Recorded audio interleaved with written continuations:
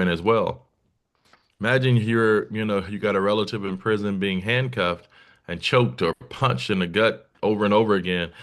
Should you be able to sue the prison if you are a prisoner? Well, Texas says, yeah, to an extent. We don't really want prisoners suing because you don't have any rights. Although we would argue, well, cruel and unusual punishment is not something that is allowed either. So you can't just wing it and do what you like. And a lot of these things, the argument is how do we reform the system, right? By getting rid of the frivolous lawsuits. You know, One of those lawsuits that I believe that I'm sure that we've talked about in the past or you've heard about in the past, um, from people smoking cigarettes for decades and getting cancer. And folks are like, you knew that it caused cancer. You did not stop smoking. And they're like, yeah, but you targeted children and things like that. You made it seem like if you had a box, I mean, a carton of Virginia Slims, and then you'd lose weight and all these things like this. How you were targeting people, the camel ads, they targeted children and things like that. Also, the fact, we get a lady who goes into a Starbucks, and I'm at Starbucks, and goes to a McDonald's, and she gets coffee and it burns her.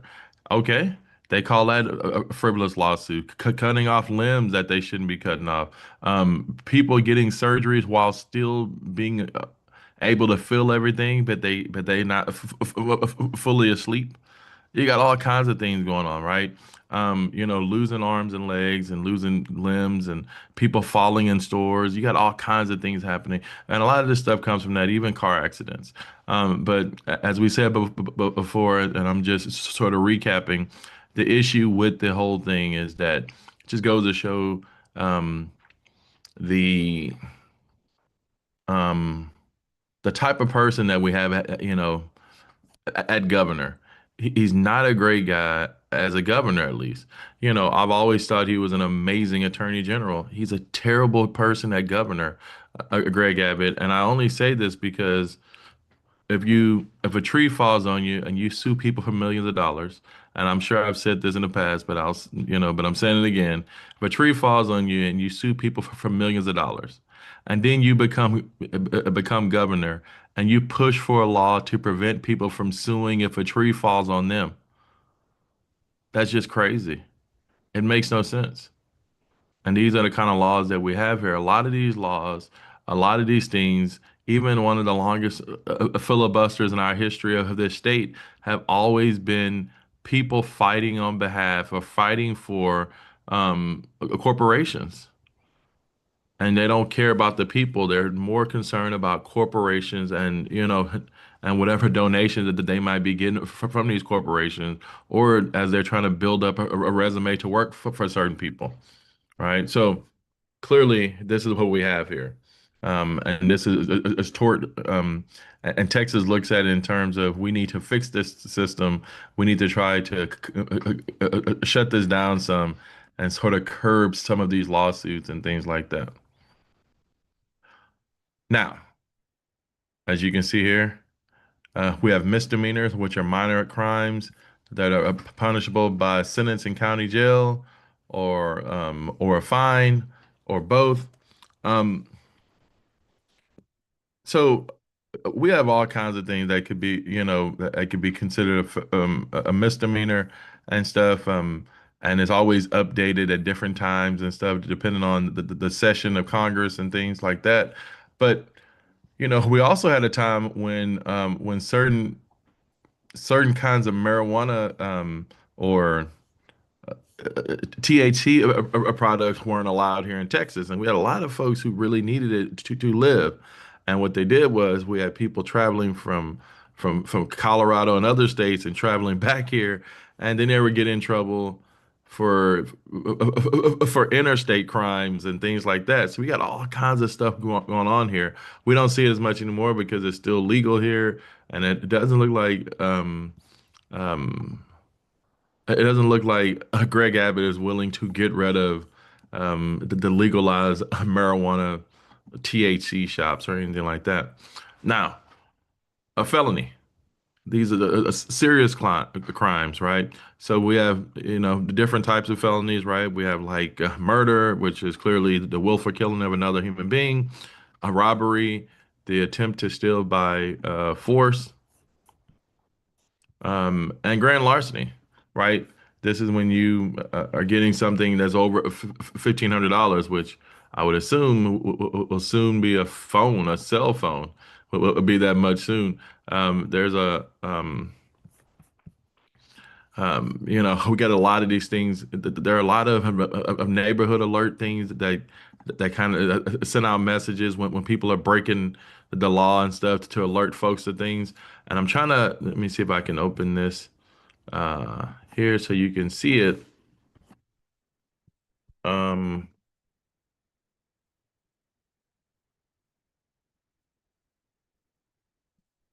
okay.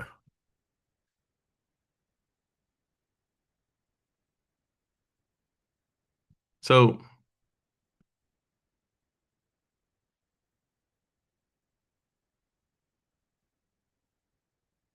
all right.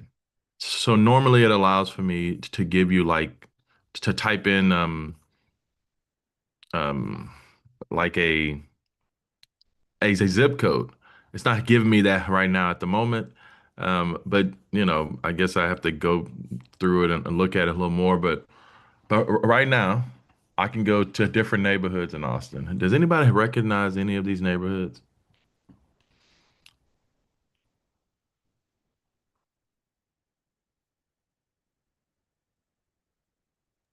Yes. Which one do you? Well, Chestnut. Okay, so I'll click on that, right? Because Okay. I'm and see it shows the type of crimes that have happened there, right? As you can see, you see assault. I'm sorry. This is burglary. This is assault. This is theft. Theft. This is an arrest, and it shows the stuff that has happened and where it has happened at over in that neighborhood. Guess if you're looking to purchase a home and you're like, where can I go? So it gives you an idea about what's going on. And it must be a park over there or something, or this must be a long road. There's a lot of stuff that happened on the first. Um, and they got going early, as you can see. There's a lot of stuff happened on the first of that the first of December, and someone typed in another one which is Crestview. So I'll click on that, and there we go. Right, it shows everything that has happened there. I don't know what this thing is. Um, oh, robbery. Okay. Oh, it's robbery and it's arrest back there. So that's why I'm having a hard time seeing it because there's a couple things in the same place, and it looks like somebody is spray painting something. It says vandalism. Vandalism is there. It's Austin. Like everything is spray painted in Austin. So it's hard to know, what is vandalism and what um, people have paid to have painted. But yeah, there we go. But spotcrime.com is a great place to go to. And you can go to different neighborhoods, in Austin and on all kinds of other places, and you can see all the things that are actually happening and things like that. So it kind of gives you an overview of everything. So spotcrime.com. I don't know if any have ever heard of that website. It's it's interesting. There we go. All right. Let's hop back in here. So, in terms of felonies, we're gonna look at more detail at these crimes and stuff. I think I should have a chart or two in there to kind of go into it. And if anybody was still looking at that, I'll give you a few more seconds and things like that. While you're writing this, they finally arrested a guy who was linked to the pipe bombs that they were trying to set off during January the 6th. And that was what, 4 years ago. So they finally found the guy. They had been looking. They had a bunch of tips, and they finally located who the guy is, and they got him. So we'll see how this turns out, and we'll see if he gets a pardon or something. Who knows? All right. So here's a chart that kind of has the felonies, the penal code, and everything like that with manslaughter. And it shows, if you look at the bottom, it shows Class A, Class B, Class C misdemeanor, and things like that. Talks about having marijuana or things like that, or I believe I talked to you all about the chicken fight. Um, I talked to you all about that, right? No. Okay. So first off, um, chicken fights are not legal in Texas, right? Meaning that that you can't really that you can't go that you shouldn't be at a chicken fight, right? But basically, here's what it says, right? It says the penalties range from Class C misdemeanor for spectators to state a felony um, to people who have organized it. Um, the fines can be up to $10,000 and up to 2 years in state jail. Um, the law also covers related activities like owning or training roosters, um, or knowingly leasing property for fighting. So I don't know if any of you have ever been to um, the border. But like as you drive down there, because I've been down there a few times, and as you drive down closer, and like I'm from the Houston area, so I see it there as well. Um, you see people that have trucks. I don't know. Have any of you ever seen the truck where you know how people have like their vehicles and they have like a sticker on the back to say that my child won this or the Houston Texans or Dallas Cowboys. It has a rooster on the back with the rooster's name. Have you seen this? I don't know if you ever seen it. Again, you'll be looking for it now, I'm sure. But they have trucks and they have like a rooster on the back or something like that, and you're like, that's one of those people, right? And it's those people who have the cockfights, right? They basically get roosters and they turn them into Edward scissor hands, I guess, and then they stick them in there. And I didn't know that roosters didn't like each other. That was new for me. I just thought that they were training them to fight. I guess they automatically fight because they don't like each other or something. And people are betting money, and I don't know. Anyway, it's not legal, so you can't go to that, and you can't, or you shouldn't be there, um, because it's a Class C misdemeanor. If you look there, Class C misdemeanor said a $500 fine, but what they said was it can be higher because it's that there. So they call it a Class C misdemeanor, which is a small misdemeanor when you're watching, but it's still um um but you still get charged more, right? So um also a dog fighting, right, is a Class A misdemeanor, right? Um, Now, if the dog is there to protect like livestock or property or a person from the other dog, then that's fine. Like if a dog is attacking you and you is trying to attack someone and you send your dog to go fight it to keep you safe, then that's fine because it's a dog running around on the loose that's trying to attack you. That's fine. I mean, the dog is supposed to help you out and stuff. It shouldn't let you get, attacked by another dog without trying to help you. And you can send your dogs out of the house to go and protect a child from another dog or a person from another dog. That's fine, right? But what they're saying is that in terms of just having like a Michael Vick type dog fighting ring, which I don't know if Michael Vick was actually having the dogs to fight because he wasn't, but he allowed his friends to do it on his land, and he sort of sponsored it for him by giving them money. Then there we go. It sort of ended up like that, but yeah, that's illegal. Class A misdemeanor. which is probably going to be like um, a year or so, and or a year and a half in in jail, depending on where you are. If you're in the Houston area, it might be it might be like 9 months in jail. If you're in Austin, it's probably going to be a year and a half in jail because how they feel about dogs versus how they feel about dogs in Houston. So it's just a whole different story there. I will tell you that um, they just broke up a cockfighting ring in Pasadena in Houston area. I don't know if you ever been to Pasadena, but Pasadena is a place for the cockfighting and things like that. So so they broke one up last week.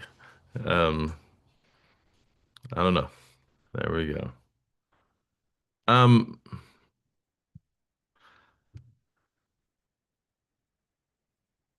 if you look under the second one that says a first degree of felony, everyone, if you can take a look at that, I want you to look at the last line under degree felony. I don't know if you could see my arrow here. It says 4 grams of hard drugs, such as heroin. Hey, you see that? All right, just making sure you can see that. Now, can you see how much time you can get for 4 grams of hard drugs? Yes, this is like the Tulia, Texas.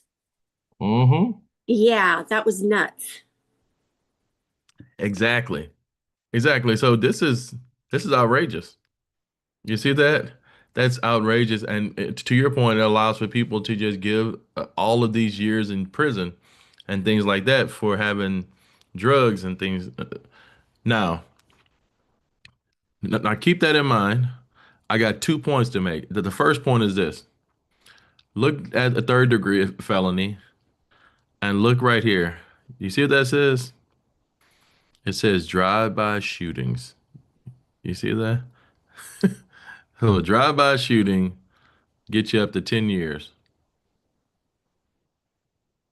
I just want you to see this. A drive-by shooting can get you up to 10 years. 4 grams of hard drugs can get you basically life in prison.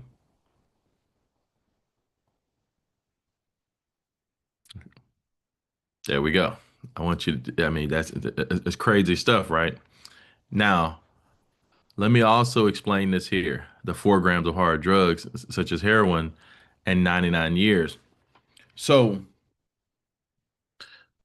I think I told you all that the Trump administration bombed a boat off the coast of Venezuela.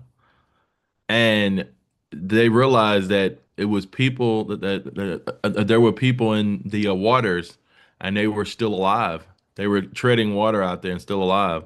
So they bombed them again. I think I told you all that, right? If I didn't, then that's what happened. Uh-huh. Uh, Missy? Sorry, I hope I'm not talking too much too. Oh, no, Sorry. you're good.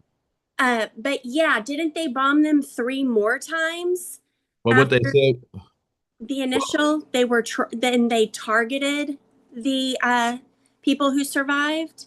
yeah, the thing is, what they're saying is that it was only one time, and they said because it was other boats that were close by. That's the news story that came out this morning. That's not what that video looks like. That's not what it has been the whole time. I know. That's wild. So it keeps changing. But what I want you to know is this here is that we talked about, we have talked, I'm sure I've mentioned, the debate that, um, if you guys are younger, then you might not know this. So I'll explain it to you.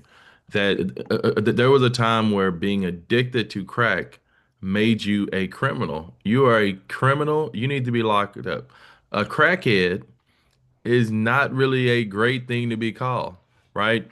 You are a criminal. You've chosen to do drugs instead of being an active citizen or a productive citizen. When you start looking at opioids and heroin, these people here are seen as victims. These people are seen as victims. President Trump has said it, and many other in the Republican Party have said that anyone who has sold heroin or opioids to folks need to get the death penalty. And I just want you to understand this, right? So if you're asking yourself, why would someone bomb people and then try to target them, as Missy said, and kill them? And nobody cares. They don't care because they believe that these kind of drugs here are hurting certain types of people.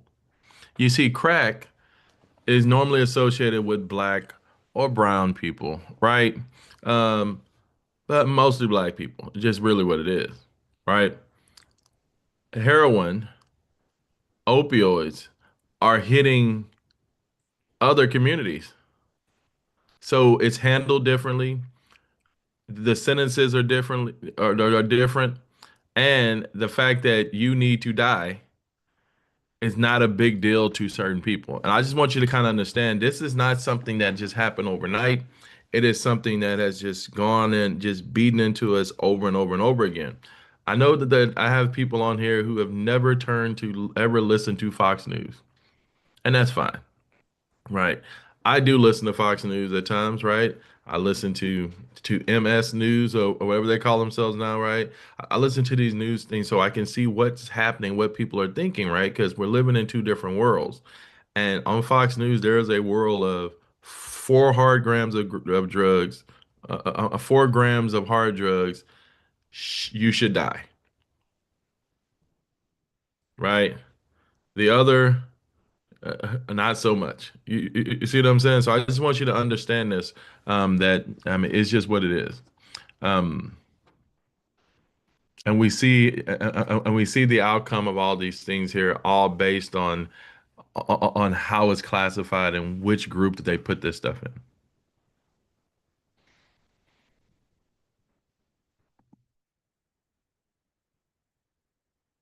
Um, So on the exam, if I'm asking you a question from anything on here, it won't be the first bullet, right? It will not be that. It'll be the second bullet. I'll probably ask a question like, which kinds of crimes are punished less severely, and things like that. And my argument, and the answer is white collar crime, right? But my argument is that white collar crimes tend to do a lot more damage to people. And you see this happening over and over again, in terms of the housing bubble bursting, and all these companies just messing people over and things like that. And then a lot of those guys, or a few of those guys who were part of the bubble, restarted up Rocket Mortgage and other housing companies. Like nobody went to jail. They messed over the people. And it seems better, it seems like they put you on a pedestal when you break the law like that. They're like, "Yeah, pretty smart guy. I don't know why he would do something like that. We're gonna give him community service so he can go talk to people in the community about not doing this here." Or sometimes you get hired on to work for folks because you're so good at getting past the security system and things. But white collar crimes are not punished at the same level.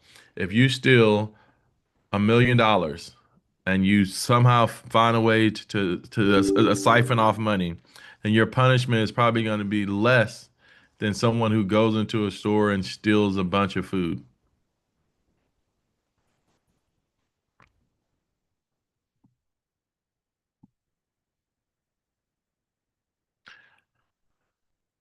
Crime has been on the decline since 1991. That is a real thing. The issue is that we just have so much more access to hearing about crime that we assume that, you know, it's not. So I just want you to understand that. Um, and as you know, the highest rates of victimization is often committed against friends and family. They're often committed against friends and family. I'll let you all know that as we talked about last class and the start of this class, we will have another class on Tuesday. Exam will be Thursday. So just want to recap that again to you all, to anybody who has showed up later, as we went over that again, or who wasn't. Professor, can you repeat what you just said? I'm sorry. Okay. Yeah, we'll have another class on Tuesday. Exam will be Thursday. Okay, got it. Thank you. Uh-huh.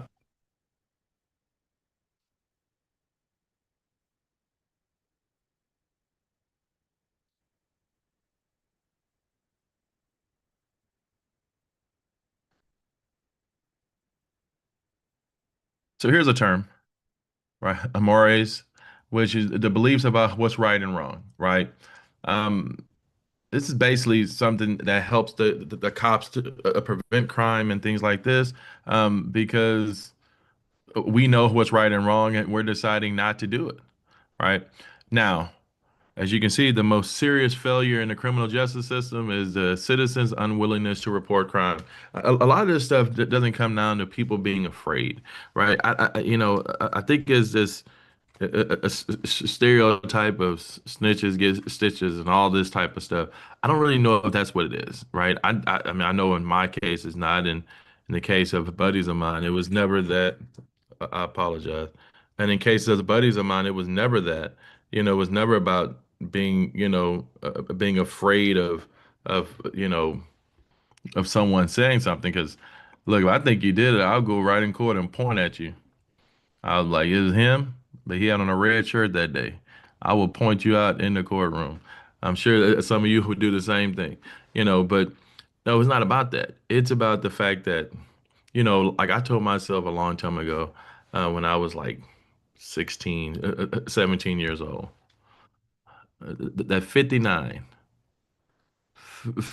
is a good age for me to call the police and report something, right? Maybe a terrible crime, like if I found a dead body or something, to report it without me being a criminal, without them looking at me asking me questions, right?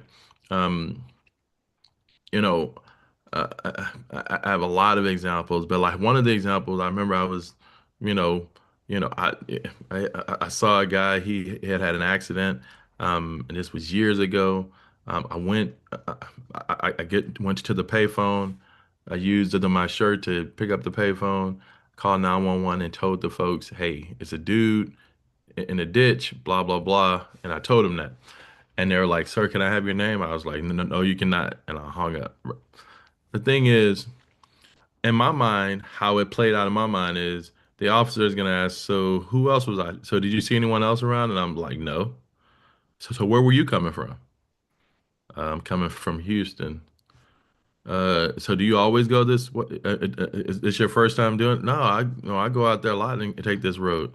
Yeah, because most people take the other road. So it was just you and him out here? No, it was just me. And then I saw him. You know what I mean? It becomes one of those things where officers are trying to solve a crime and you're trying to help out and you might fall into that thing there. We saw this in Arizona. When Arizona passed a law that said that you have that police officers can ask anyone if they're a citizen or not, if they're here legally. We saw the reporting of crimes drop. Like nobody wanted to help the police. Nobody wanted to talk to the police. No one wanted to tell when anything was going wrong because the police are going to show up and you're like, "Hey man, it was a guy, he was trying to break into the car. So are you here legal? Are you a citizen?" I don't know why that's important. It's a guy trying to break in a car. Yeah, but are you a citizen? So it puts you in one of those places where you can't really trust people because you might end up being the person who they're looking at as a criminal. All right, so at least that's how I view that. Um, as you can see, we have a bunch of prisons all around the state of Texas.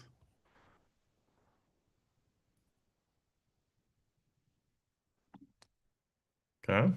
Um, This is just talking about the courts and stuff like that. Here in Texas, I'll let you see that we don't really believe in the insanity plea.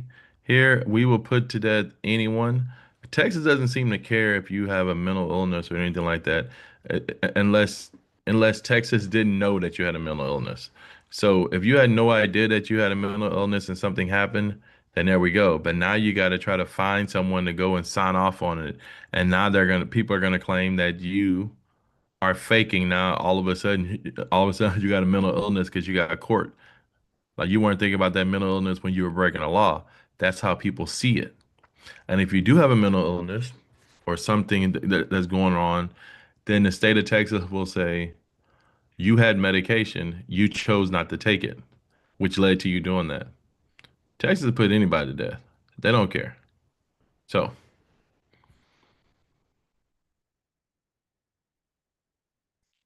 we talked about a jury, a hung jury, which is a jury exists when the jurors they can't agree.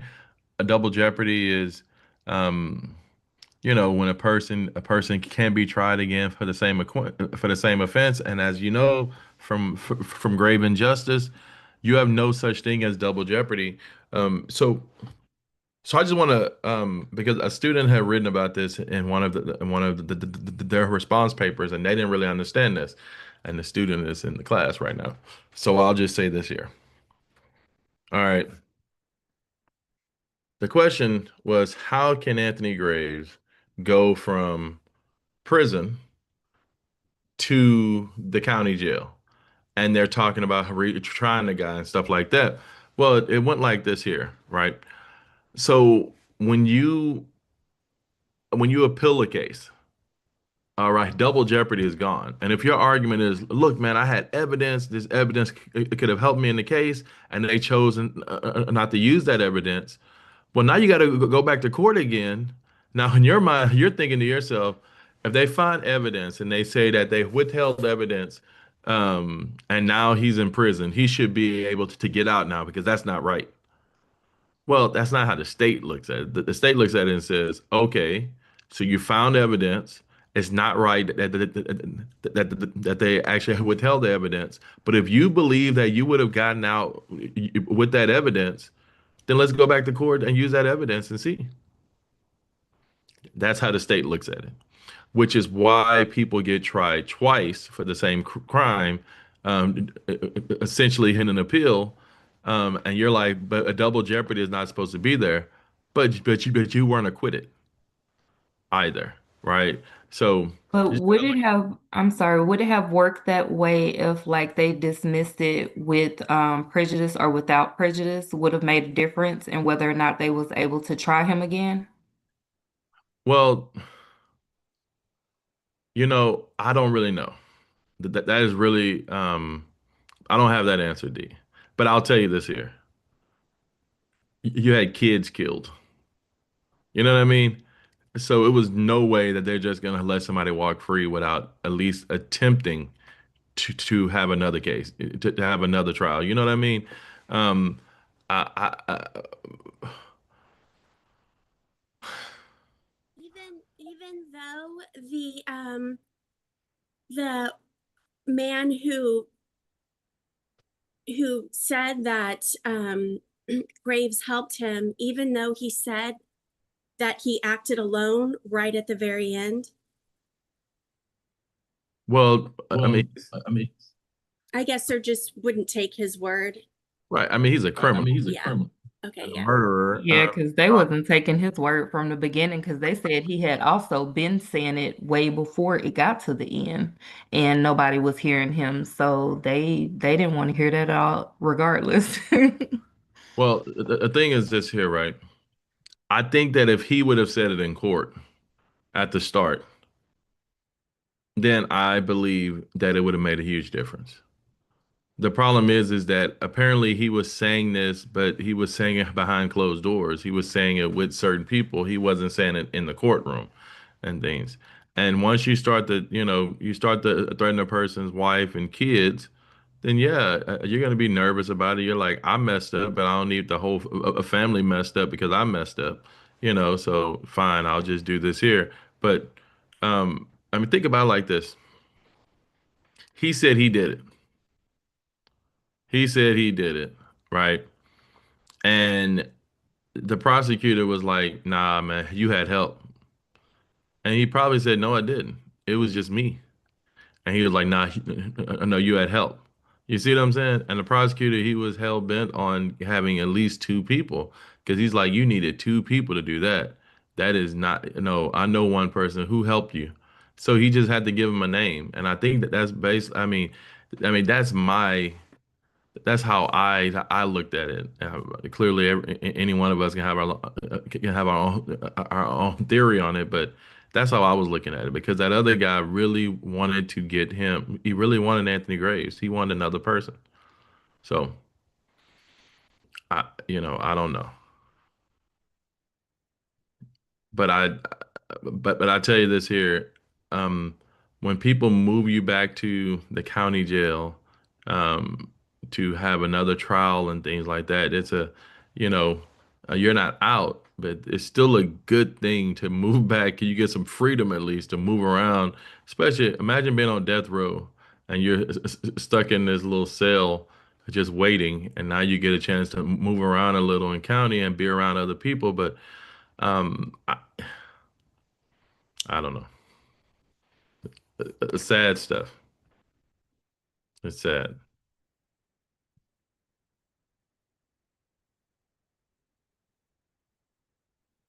Um, you don't have to write this, but let's just go through this, right? So the punishment is society's way of settling the accounts, and the whole idea, as we talked about, right?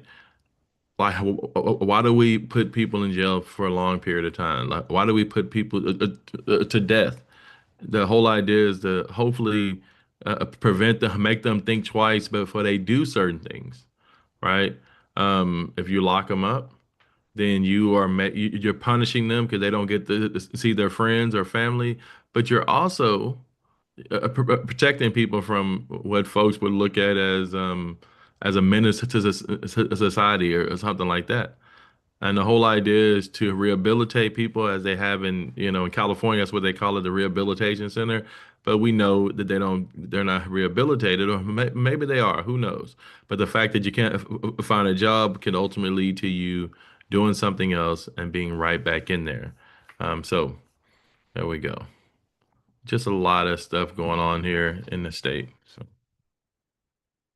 all right, let's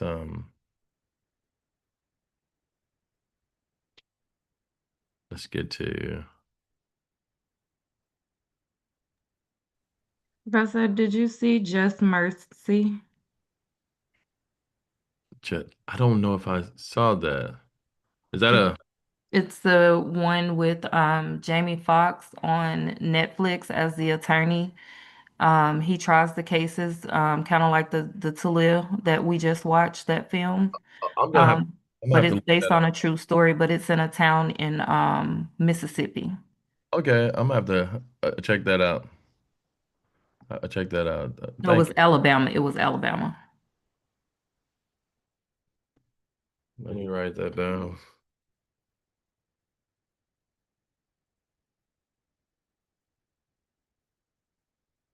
All right, I'm gonna check that out. So, thank you.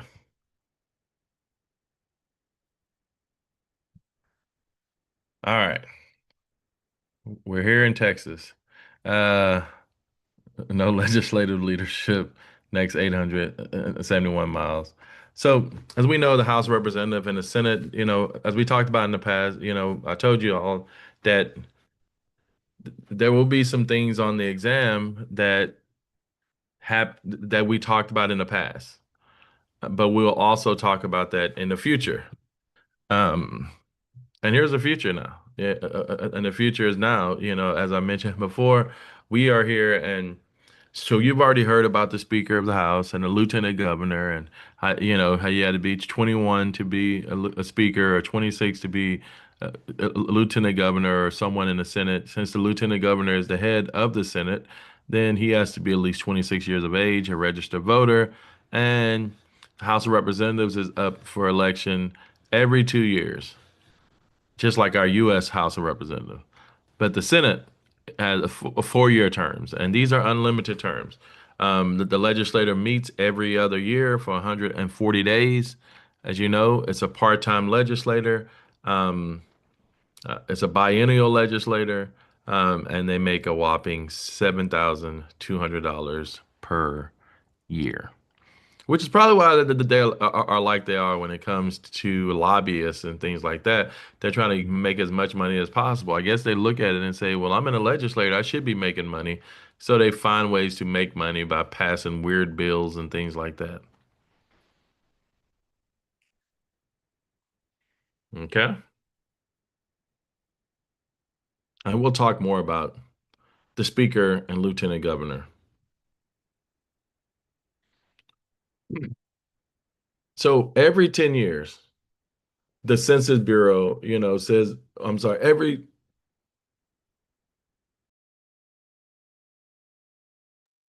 10 years, the Constitution, the U.S. Constitution says that we have to count everyone. And so this is why we have the census every 10 years. So in 2030, we'll have another one. And we will go through and count everybody in the country. It doesn't matter who these people are, what these people are. If these people we even count the people in prison, right? It's one person, one vote. And the Texas legislator tries to redistrict, and if the Texas legislator does not get it correctly or doesn't agree to something, it falls to the legislative redistricting board.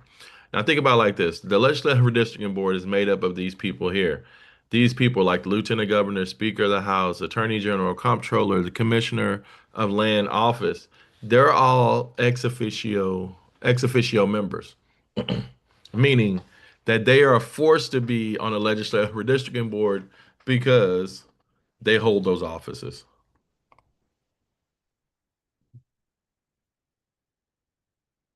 And all of and all that the legislative redistricting board is doing essentially is creating new districts for our members of Congress to go and run for office in, right? And here's an up-to-date one here. As you can see, the Texas House of Representatives, everything red is Republican, the blue is Democrat.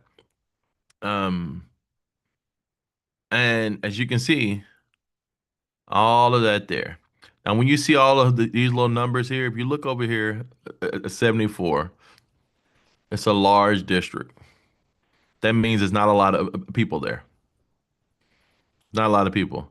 When you look right here at 84, how small that is, there's a lot of people right there in Lubbock. A bunch of people. When you look out here at 74, you got one guy representing all this area. But if you look in here, you have 75 to 79 because the El Paso area is right here. So this little area is this. All these people are packed in there, right? It's a bunch of people packed there.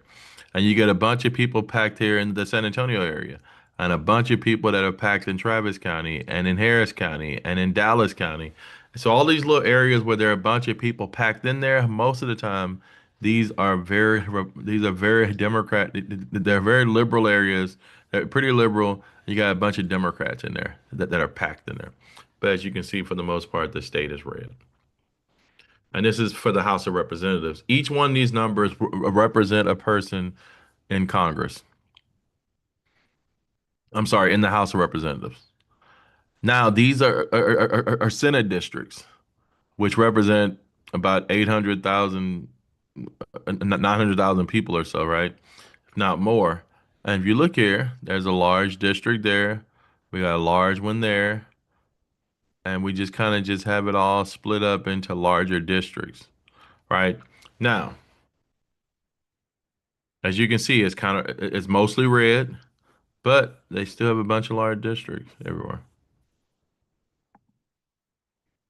So redistricting is the process of redrawn election districts and redistributing legislative representatives. So the whole idea is to look at population. Has population grown or has it shrank?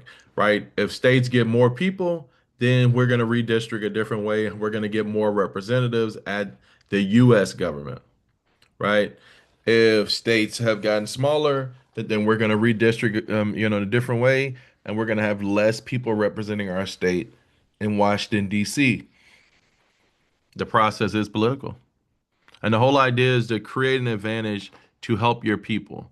How do we create a district to help out our people? How do we create a district to help out our party, to help our party win more elections? Yes, it should be fair, it should be equal. We should have a neutral group that's drawing up districts, but that's not what we have here, right? This is a very political thing, right? It's about I'm in charge, So I'm gonna draw up something to ensure that we stay in charge for as long as possible.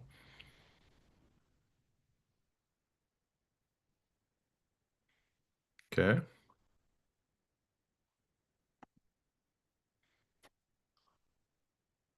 Now, if you look at apportionment, don't worry about the number of house seats. That's not important. But apportionment is essentially what I said before. Now, I'm gonna skip back and I'm gonna come back, okay? As you see here, we have 150 people in the House of Representatives here in Texas. That's the state House of Representatives. In the state Senate, we have 31 people, right? So it's 150 in the state in House of Representatives, 31 in the Senate. When you look at apportionment, right, we're looking at this in terms of U.S. government, right?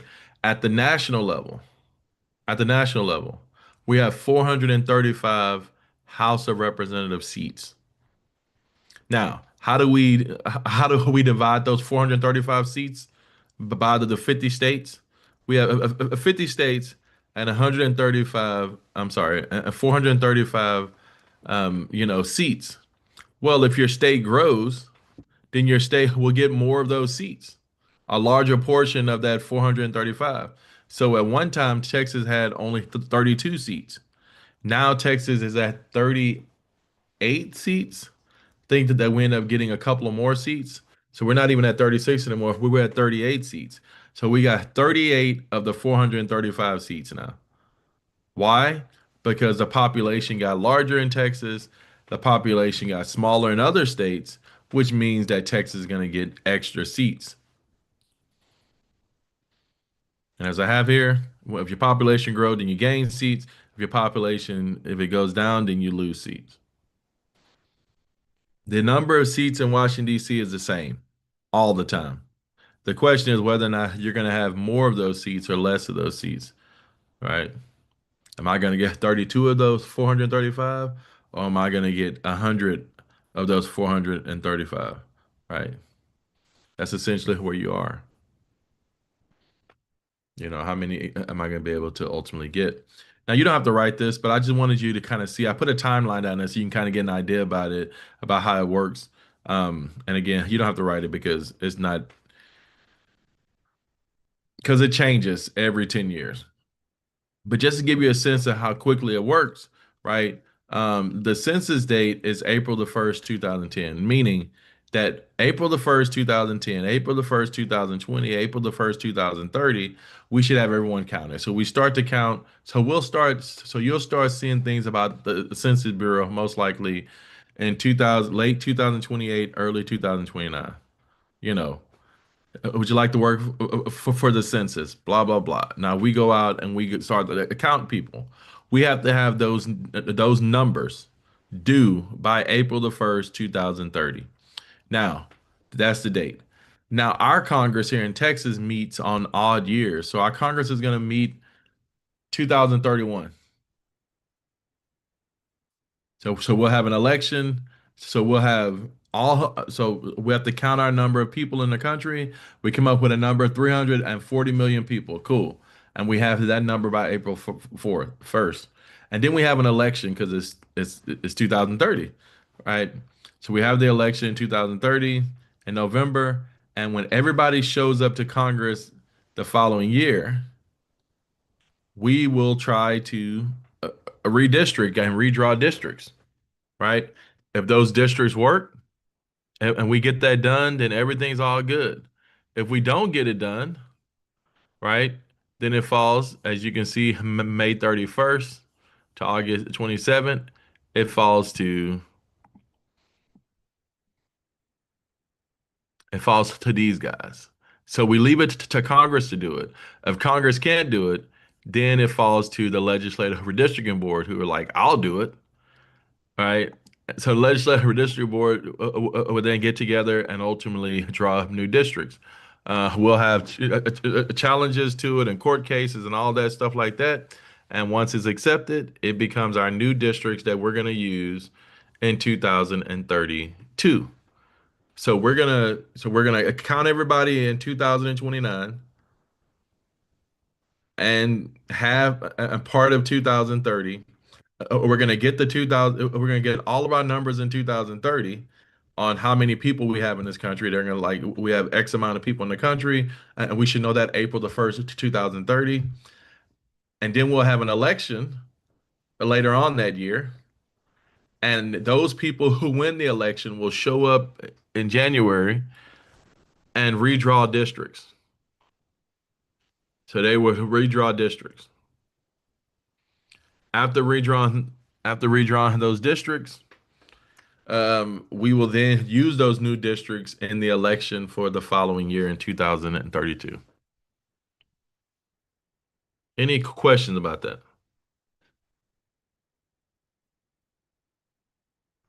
All right. So if you look at the bottom, right, gerrymandering is the process of redrawing legislative district boundary lines to provide a political advantage or disadvantage. So how do I redraw a district to help out my people? So it doesn't matter how the district looks as long as you don't pick up your pen when you are drawing a district. So basically what I can do is I can say, okay, I'm gonna draw a district around this area here, all the way around this area, all the way back, right? Or I can say I'm gonna draw a district from here to here, through here, up here, and grab this part here. There we go.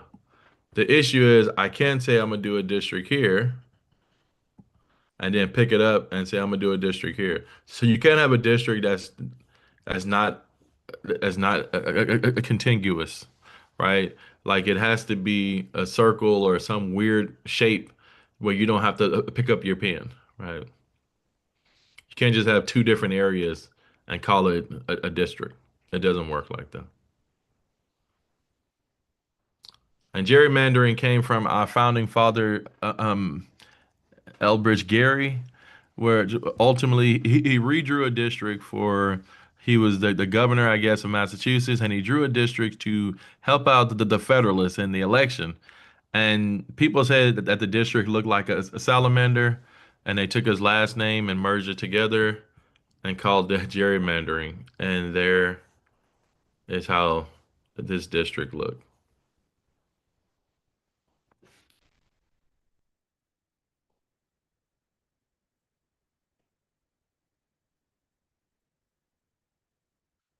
Okay, I'll tell you something I don't tell students. This is an important slide. So I'll tell you all that. There are three tactics to gerrymandering. Three tactics to gerrymandering. Um, diffusing a concentrated political, ethnic, or ethnic minority, concentrate opposition population in one district, or the pairing technique. So let's run through these. The first one, right? You can actually try to split up a bunch of folks in one party or a bunch of minorities, right? So let's just say like Austin, like Travis County. Travis County is a very, very Democratic city. I'm sorry, a county. So what you can do is take a sliver of Travis County and take it all the way toward Waco, so you can find Republicans. You see what I'm saying? I'm just gonna just I'm gonna take a bit of them here and take them and go find other Republicans so they can't do anything with that power. So they're all in one area, but they're not going to have any power because I'm going to take a few and go find a bunch of conservatives to ensure that they don't have any power. Or, or as you can see with number two, the tactic, you can concentrate the opposition population in one district. So what I can say is, I'm just going to put a circle around Travis County. So they get one member, but they're not going to get that many more because I'm going to pack as many Democrats into one district as possible. I'm going to pack as many Democrats into one district as possible. So you can concentrate the opposition into one district. Where the Democrats would have had a couple of two or three more seats. But what I did was I just packed them all in there. Now all of our districts are fine. So you can split them all up right? Or you can just pack them all in one district or two or something like that. Or the most exciting one that I think is the most exciting, which is a pairing technique, the pairing technique. So think about it like this here. So I've been in Congress for 26 years. Uh, Salvador's been in Congress for about 28. And he's a Democrat. I'm a Democrat. And I'm only using that because I'm in Texas, right? But let's just say that he's a Democrat and I'm a Democrat. And we are powerful Democrats. Like we keep winning. They try to get us and they can't stop us because we're too good, right? The people love us. The folks in Congress don't like us because we keep winning because we're Democrats. But we even have conservatives voting for us, right? We have Republicans voting for us, and because we're just good at it. Salvador, he was even in my wedding and all that, right? We're pretty good friends. So since they can't take me out, they can't take out Salvador. What do? Well, you take when you're redistricting, you take a marker, you draw a circle around Salvador's house and my house. I know somebody gonna lose now because they're gonna have to battle it out.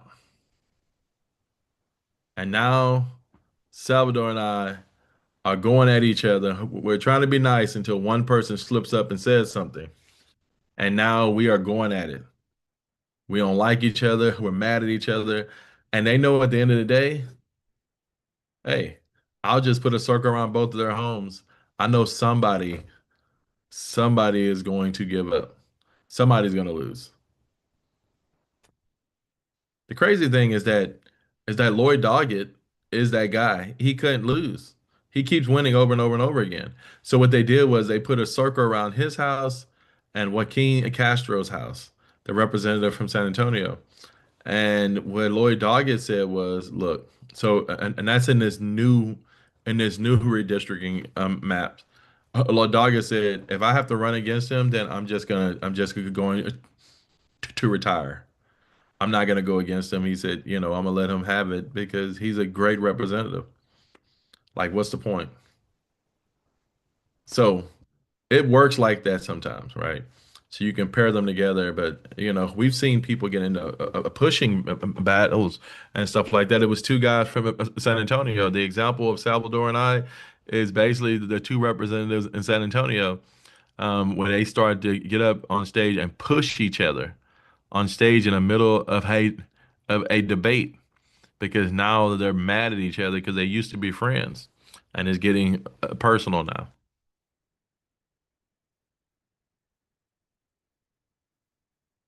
Any questions about that or about those? Okay. As we look at legislative committees, right? We have subcommittees. These are divisions of standing committees. They consider bills within their areas of specialization, and we'll talk about that more. You'll understand that better. The conference committee, which is one of the last steps to a bill becoming a law, right? So ad hoc means temporary. So these committees they come together for a temporary time or short time, and what they do is they're there to compromise, to create a compromise version of the two bills.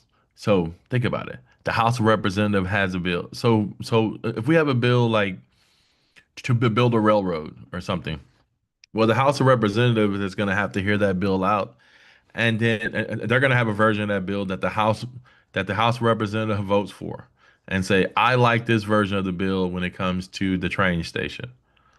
Well, that same bill has to be in the House, I mean, in the Senate.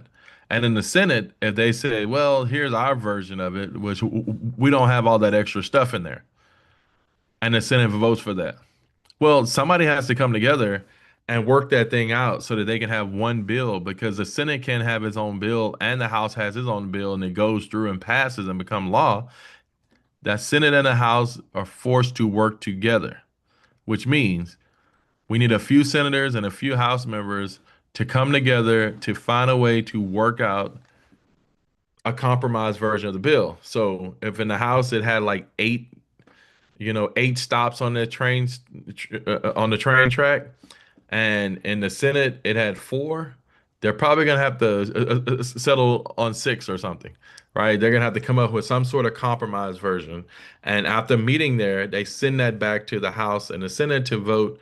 Hey, House, I know you wanted eight. Are you okay with this six? And hey, Senate, are you okay? Are you okay with this six? Because I know you only wanted four.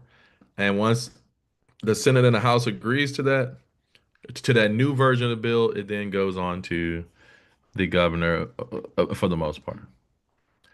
As you can see, select and joint committees, right? They get together and they study things. Like we had one of those on hurricane preparedness and stuff. They come together for a short period of time, sometimes for a long period, but they come together for a period of time to work out problems or make recommendations on how we can do things better when it comes to evacuations and things like that, or just or whatever it's investigating. Ad hoc, as I mentioned, is temporary committees. They come together and then those things are disbanded and they're gone. An interim committee is a committee that meets whenever the legislator is not in session. So the legislator is only in session again for 140 days every other year, unless it's a special session, which is 30 days. But other than that, the Congress is still working, even though that they're not in session. I don't know if you knew this, they're still working, especially the Senate. And these would be interim committees. These are committees that are there just hanging out and still working whenever the legislator is not in session. Any questions about any of that? I know it's a lot of stuff. As you know, our Texas legislators make $7,200 a year. Let's look at the types of powers. Procedural powers, institutional powers. Let's look at these powers of the Speaker and Lieutenant Governor. The Speaker is able to appoint the chair and vice chair of procedural committees, and they determine if these bills are heard and when these bills are heard. They appoint people to the appropriations committee, and a lot of times they do use a seniority system and things like that. Okay, let me address some things before I move forward because I know that some of you are probably like, what is he saying? He's saying a bunch of stuff. Okay. So the Speaker of the House gets to tell people which committee they're going to be on. And some committees are better than other committees. Let's just go with that there, right? The Appropriations Committee is basically the committee that decides if it's worth spending our money on a particular thing in a bill. So if anything costs money, it doesn't matter if it's $10 or $10 million, it has to go through the Appropriations Committee so they can decide if it's worth spending our money on it. You would assume if you're in the Congress for years and decades, then you are going to be on the short list to be on a better committee because the seniority system is there. It's in place, right? But look at that last bullet. He predicts the actions of a committee.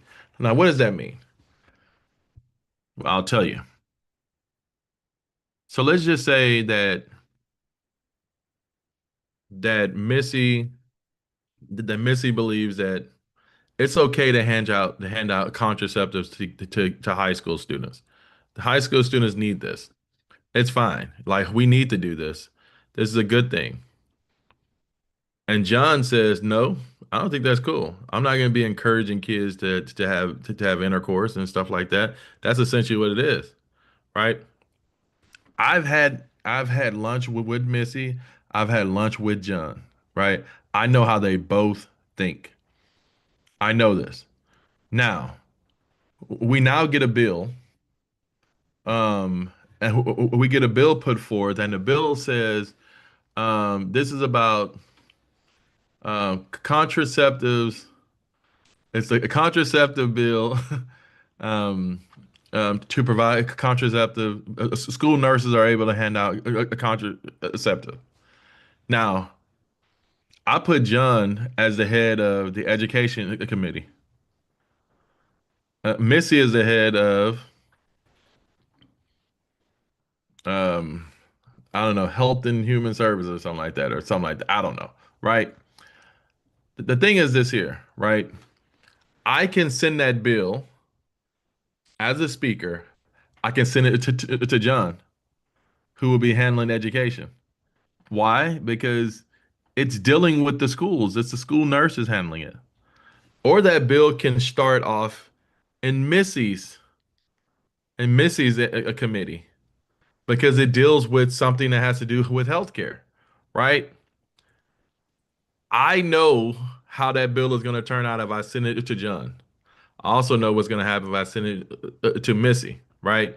This is how I'm able to predict the action of a committee. I know what the committee is going to do because I talked to him. And John, he's killing that bill immediately. And Missy's going to make sure that bill gets through. You see what I'm saying? So this is why the speaker has a lot of power because he gets to put people there. And you're probably thinking to yourself, well, just because he puts someone there, that doesn't mean that the people are going to do it. I'm not going to put someone there hoping that they'll do it, right? I don't know what Kathy is going to do or Dee or one of them. I know exactly what these two are going to do because they've told me how they felt about it. And I know, and I've seen them actually run on this. I'm gonna stick them on there because I know that the bill is gonna die or keep moving forward. And this is where the speaker has a lot of power when people are like, "Hey man, can you not send my bill to John?" I'm like, "I sent it to John. I don't know why he killed your bill." Well, you know he killed you. Everybody knows how the guy feels. Yeah, I don't know, man. You gotta talk to John about that. That's not me. I just sent it through. So. Trying to give you an idea how that stuff works in Congress. The lieutenant governor appoints the total membership. He appoints the chairs. He appoints the vice chairs. He appoints people to the different committees and things like that. Clearly, he's not about the seniority system. He's about helping out his friends and helping out the people who've helped him. Right? He rewards friends and the supporters. If you remember, these guys are there for 4 years, so they get to be there long time. They're not moving as fast as the House of Representatives. The House of Representatives is moving quickly because they only get a year to do some work or 140 days to do work, and then now it's another election. Senators are there all the time, so they're kind of just cruising through there, right? So they get like about 3 years of work done, if that, and then it's now election time again.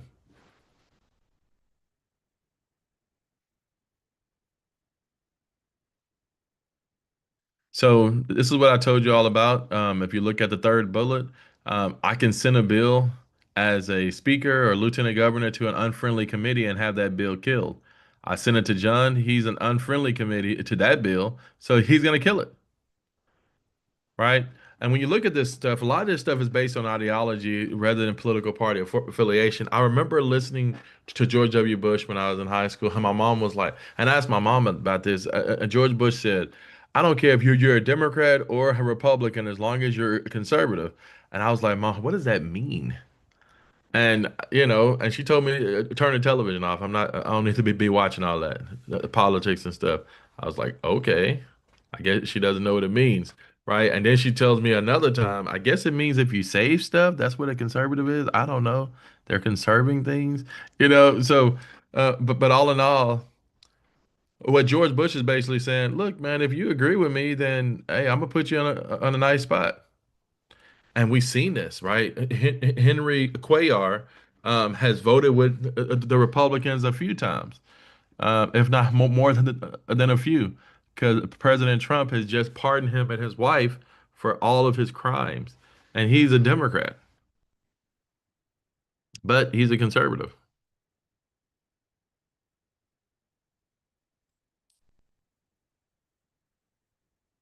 Oh, so right here, all you need is this last bullet, a pigeonhole. But let me tell you something. So I heard this yesterday. And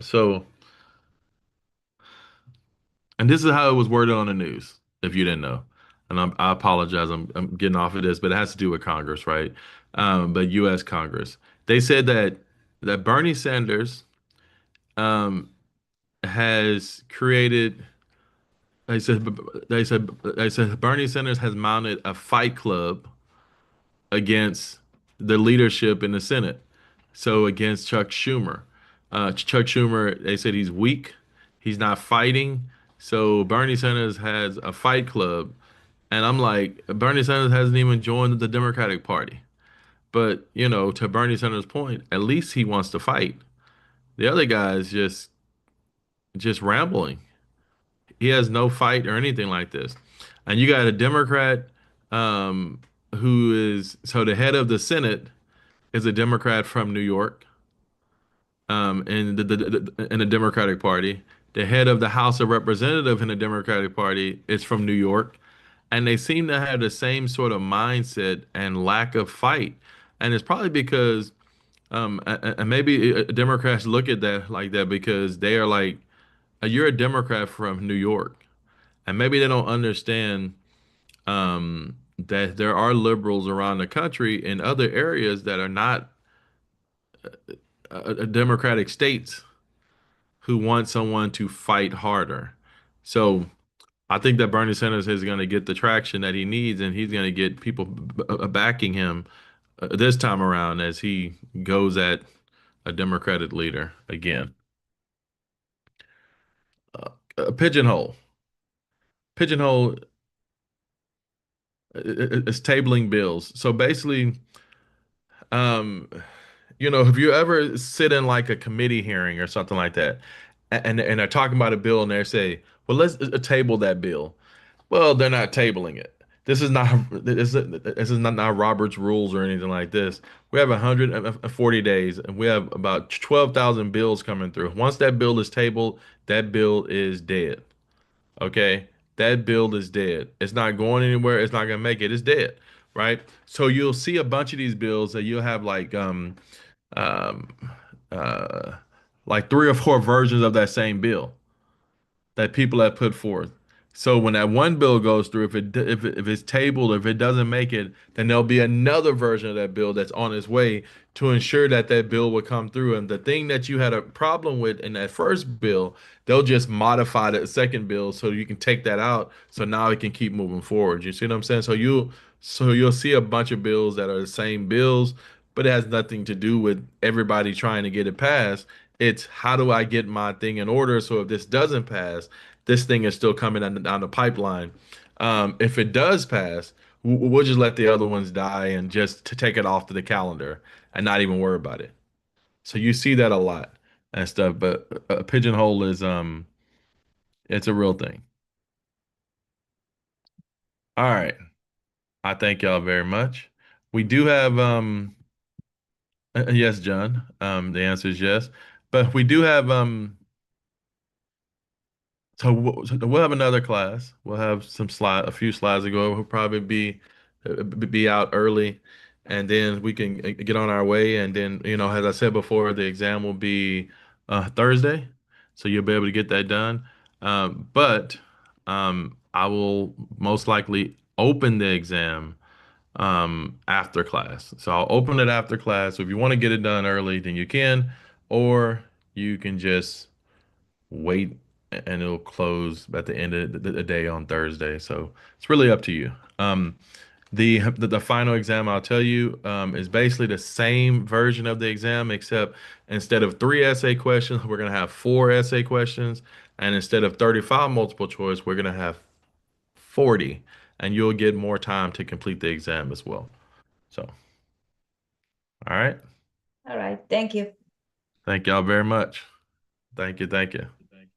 Thank you, Professor. Thank you. Thank you.